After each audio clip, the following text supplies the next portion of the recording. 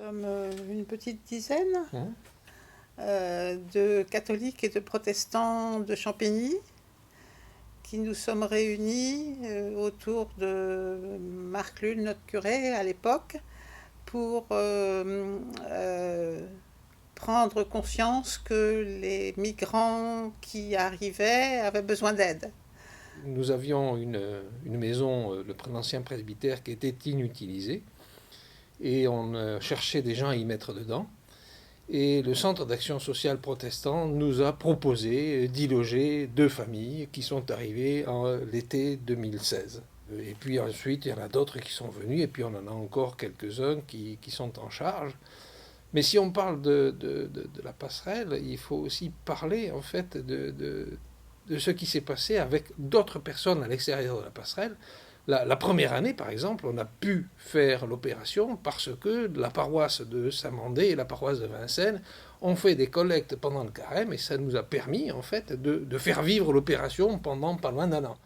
Alors quand on accueille des étrangers, on se trouve devant des gens qu'on ne connaît pas, qui viennent d'un pays qu'on ne connaît pas et qui ne parlent pas une langue qu'on connaît. Donc très souvent, on est arrêté par tout ça. Et puis, on fait progressivement connaissance avec les moyens du bord. C'est pas toujours facile.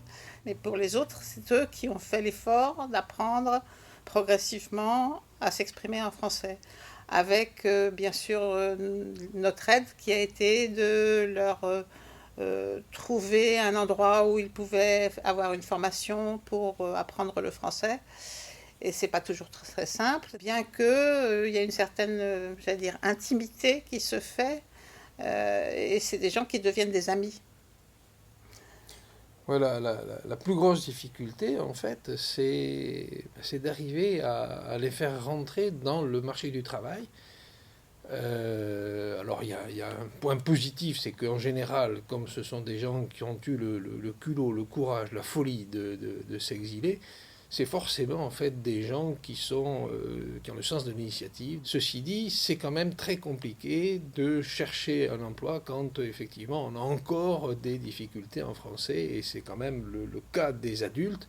Après, dans les difficultés qu'on a, c'est toutes les difficultés administratives que tout le monde connaît, mais qu'il faut mettre, je dirais, en balance avec la chance qu'on a d'être dans un pays qui en fait, dans bon nombre de cas, en tout cas pour notre cas, nous on s'occupe de réfugiés, mais en fait des moyens à la disposition des associations, à la disposition des réfugiés qui sont quand même relativement importants. C'est pas très facile d'y rentrer, de rentrer dans le processus administratif, c'est même long, compliqué, plein d'embûches, mais on a quand même la chance d'être dans un pays qui fait cet effort, il faut le souligner.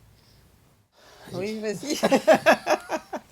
Oui, je crois qu'on a cette chance d'avoir des amis qui viennent d'ailleurs, finalement, et de les connaître bien, puisqu'on a participé à leurs difficultés, soit pour les aider, soit simplement par solidarité. Et puis de voir les enfants grandir, c'est un rôle, j'allais dire, de grand-mère. Moi, je trouve que c'est un beau rôle. Et puis, on découvre d'autres pays à travers eux, et je pense que c'est une grande joie de pouvoir vraiment participer de près, comme si presque c'était notre famille pour certains.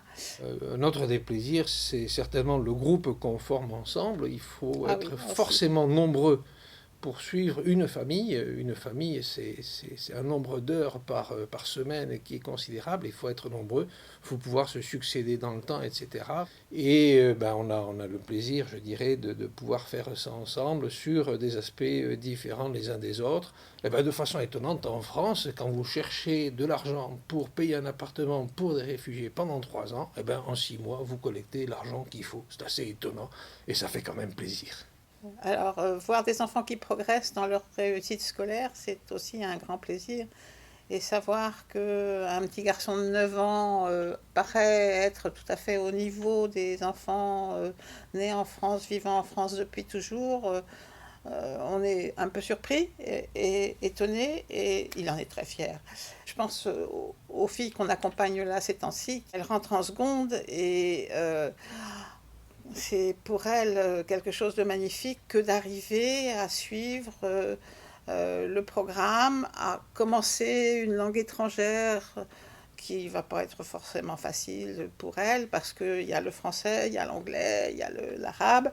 Je pense que c'est important aussi qu'elles conservent leur langue d'origine. Euh, on a l'impression de voir des gens qui s'épanouissent. Et ça, c'est très agréable.